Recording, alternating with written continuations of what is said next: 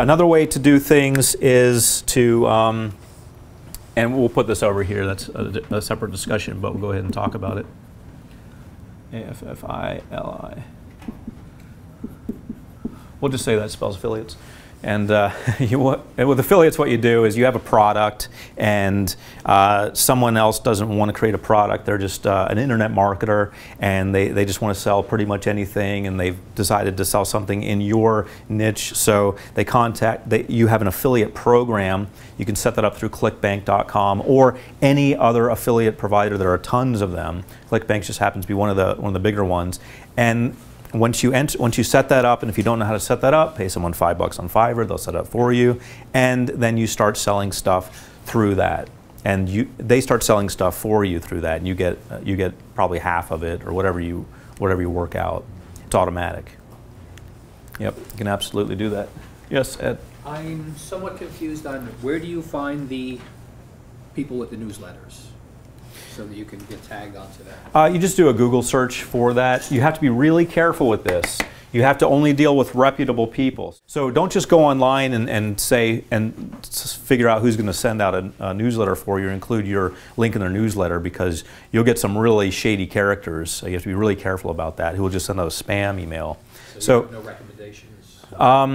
What about people in I do, but they're ones that we use, so you'd be in direct competition. I wasn't thinking necessarily about internet marketers, but people in related industries. So say if I'm doing partner acrobatics, maybe there's someone who's got, you know, a yoga video publishing business, and chiropractor, perhaps. Yeah. With a great email list. Yep. A lot of people have great email lists. They're not doing anything with them. You would be amazed. It's kind of like, you know, people, you find out Granny died and she had $100,000 cash under the mattress. Like, what was she doing? Why wasn't she out having fun? You know, so a lot of people are sitting on these huge email lists and they don't know what to do with them. They do quality work. They've got a lot of quality clients, and they've collected these email lists of 100,000 people and they're doing nothing with them. If you find that, you've got gold. As long as you can show them the value, and as long as you're not going to do anything inappropriate with that, and you're going to actually add value to their lives, you can show them how to get rich off of that, and you can too. MailChimp now has a feature where you can find newsletters that seem similar to your newsletter and approach people about, you know, will you promote me in your newsletter? Yeah. MailChimp. MailChimp. Yeah. MailChimp.com? Yeah, okay. Like a, you know, eye contact type service, but okay. They're allowing you to search through other people's newsletters. Okay. To find kind of what you're talking about, like, oh, is there someone with some great list? Okay. And be careful when you do that. Be careful. The best way to do it is to get a recommendation. Somebody says they know somebody who mailed out for them and it worked out really well. They paid them a fee, they mailed out, and it worked out really well. If you just start searching online, you're going to find a lot of these shady characters, so you got to watch out. MailChimp.com I've never heard of, but if you go on there and you check it out and it works out and you trust it, then, you know, why not? Cool.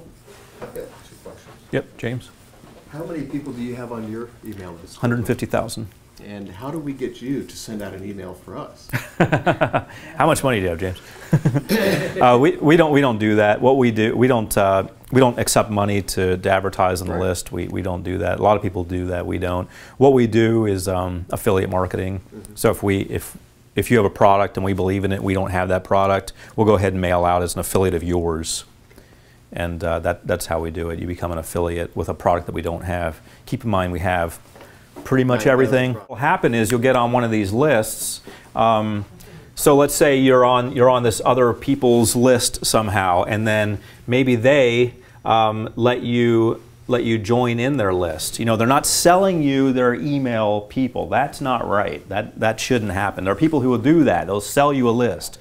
That shouldn't happen. As far as I know, that might be illegal. However, what you can do is get on their list. So now you've just opted into this list. So now you end up on my list too. And maybe I do an email, you know, for someone else. Now you end up on their list also. So yeah, it is kind of cross-pollination, and everybody helps out. And I used to hate that. I used to think, well, I got to mail out this affiliate thing, and then they're going to opt into someone's list. They're going to have my people. But I thought, you know, it's a big world, and it's going to go both ways. I'm going to get some of their people too sometimes.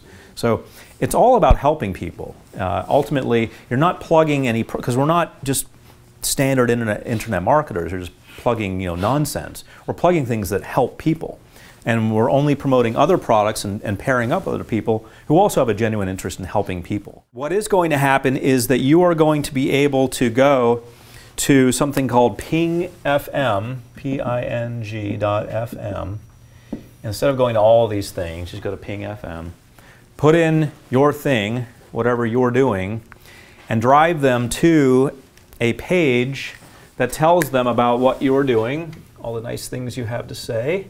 At the bottom, it has a way for them to make an investment in themselves. You put it on Ping FM, it goes out to all kinds of stuff. It goes out to, I believe, Facebook. I think it used to go out to MySpace until that became a ghost town. It goes out to Twitter.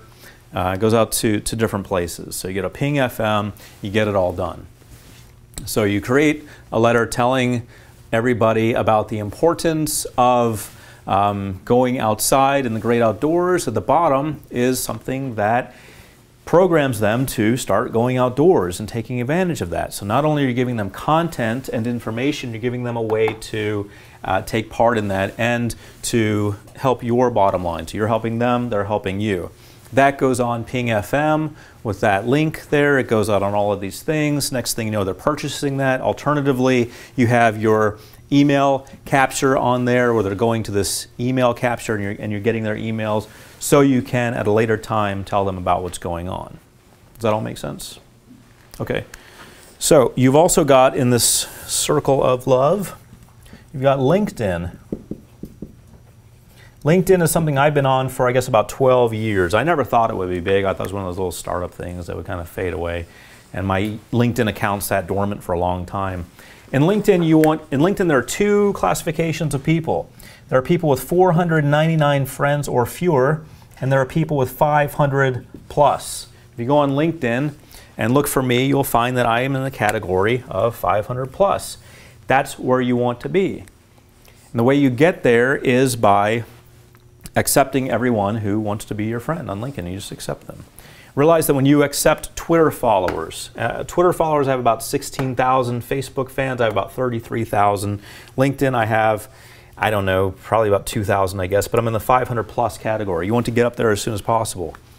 People are going to, aside from looking at the number of email people you have on your email list, they're also going to look at these numbers.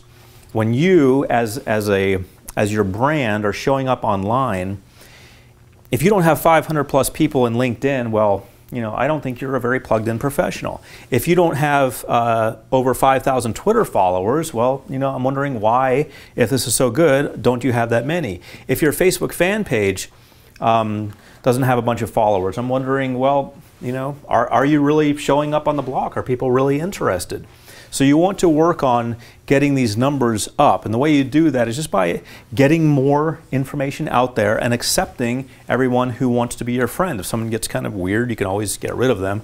But it'd be kind of hard to on Twitter or LinkedIn. Now on Facebook, yeah, they can start, you know, spamming your page with weird stuff. And every now and then there are people who post tennis shoe ads on my Facebook page somehow. So I just delete them in the ad. So people do spam Facebook. But you want to build those numbers up. And they also tie into email. In LinkedIn, you can actually join groups. You can join all kinds of groups. And I belong to about 10 different groups on LinkedIn. So when I send something out on LinkedIn, it will go out to all of my friends, my 2,000 or so friends. They'll all get it. But there's another link on LinkedIn that says share with groups. So I can put something up that goes out to LinkedIn, and then I can get on there and I can see share with groups and I can add all of my groups. Well, those groups that I belong to on LinkedIn each have a lot of members. I think one has 300,000 members. These are NLP groups, hypnotherapy groups, things that I've joined in my market. You can join sports groups, acrobatic groups. There are all kinds of groups on LinkedIn. So I post something on LinkedIn, then I click on the link that says share with groups. Now, in addition to my 2,000 or so friends, it's going out to probably 1 million people. That's who I'm reaching now with one little click of the button. It took about 5 seconds. And I'm potentially driving them here, and I'm potentially either selling them something that's going to benefit them or capturing their email. It's you know, my choice. So that is LinkedIn. There are also paid ads. Paid ads, just flat out paying money to be in some kind of advertising. You know, you pay to have a banner ad somewhere. Banner ads are still around, believe it or not. They're still viable. They still work. You can pay to be on there. Beware of spammy type stuff. YouTube. YouTube is great. Anyone know how many videos I have on YouTube? I don't. I've watched a lot of them. Anyone want to guess? 10,000. 10,000? No. It's a wild guess. 2,000? No. Okay, it's actually lower than that. It's about 800. We're getting there though. I have about 800 videos on YouTube. All of those videos share something in common. They have a link. YouTube allows you in the description to add a link. YouTube is the second largest search engine in the world. The first one being Google, the second one being YouTube, and I believe YouTube's owned by Google. Yeah. Why? YouTube is optimized on Google. If you do a Google search for, someone do a Google search for, let me think, what is it? Analog marking. Let's do a Google search for analog marking. And spell it the American way, A-N-A-L-O-G instead of the U-E. You can spell it either way, but analog marking. Analog marking is an NLP technique. Okay, so he's doing a Google search for analog marking. I spelled it wrong, but... Okay, now I'm looking on that Google search for analog marking, and may I borrow your computer? Yeah. And I'm seeing that the fourth video down from the top, and the fifth, and the sixth, all are by Steve G. Jones. So I'm going to click, so what's the importance of that, you might wonder. Can we click on that first one there? Yeah. Where's my mouse? There it is, right here. Here's a video that I produced in my house that cost me nothing. I did it on the camera on my computer. I see that video. I see below it is a link. I click on the link. The link is Hypnosis to Control. When I click on that link, is that how I click? It's still playing, but it's also taking me to a conversational hypnosis product by Steve G. Jones, which I can purchase. If I don't want to purchase that, I can opt into the list. Can we scroll down again? Yeah. All the way down? Yeah. There's another video on that page that I can watch about that, or I can opt into a list, or I can buy this product. That advertising, thank you very much, is priceless. Drives a lot of traffic to the site, hypnosistocontrol.com, and didn't cost me anything. YouTube is free advertising. What do I do with my cool marker? So YouTube is free advertising. This is free. Other people's newsletters, often free. This is free. This is free. This is free. Paid ads will, of course, cost you money. These are all free. They don't cost anything. Your video is going to cost you $5 to make. These are all free. And you're going to make money off of the products that you produce for the rest of your life. Thank you very much. All right. All right, any questions? Let's go with that. All right. It just seemed like I should have bowed there. It just seemed like for $5 for the rest of your life. All right, so let's take it up a little. Let's take it up a notch. So now what you've done is you've accessed all this all of these free things, which a lot of people don't do, and I don't know why. They don't put links on these things. They don't drive traffic to a sales letter or to capture email. They're just kind of out there on Facebook. Oh, today me and my sister went to the mall or what have you, which is great. You know, they might tweet, you know, I toasted some bread and put some jelly on it, which is great. But what they could do is add value to people's lives and add money to their pockets by taking advantage of these in a positive way. So let's look at what happens now after you've got all these emails that you're capturing and you figured out that it's worthwhile. What happens now? Okay, so now you've captured all of these emails, and it's growing all the time. It's constantly growing. No matter what you are doing, it's growing.